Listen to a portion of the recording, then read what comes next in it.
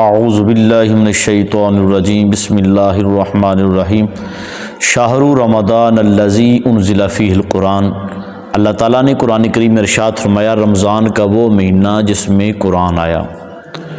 نبی کریم صلی اللہ علیہ وآلہ وسلم نے ارشاد فرمایا کہ سحری میں برکت ہے۔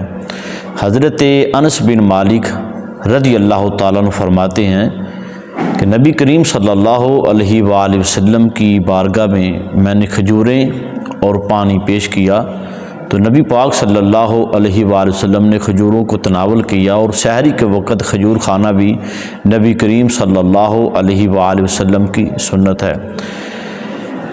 سحری چھوڑنا نہیں چاہیے کیونکہ اس میں برکت ہے۔ نبیوں کے سردار نے ارشاد فرمایا کہ سحری میں برکت ہے۔ تو یہ سوال آیا کہ اگر کسی نے سحری نہیں کی کیا اس کا روزہ ہو جائے گا؟ اس کا روزہ ہو جائے گا۔ اگر کسی نے سحری نہیں کی، لیکن سحری چھوڑنا نہیں چاہیے، لیکن اگر کسی نے سحری نہیں کی تو اس کا روزہ ہو جائے گا۔ تو کوشش کرنی چاہیے کہ ہمیں سحری کرنا، کیونکہ سحری میں بڑی برکت ہے۔ نبی کریم صلی اللہ علیہ وآلہ وسلم آپ کھجوریں تناول فرماتے تھے، تو سحری کے وقت کھجور کھانی یہ نبیوں کے سردار کی سنت ہے۔ تو اگر کسی نے سحری نہیں کی تو اس کا روزہ ہو جائے گا، لیکن سحری ضرور کیا کرو، اس کو چھوڑنا نہیں چاہیے، چھوڑنا نامناسب ہے۔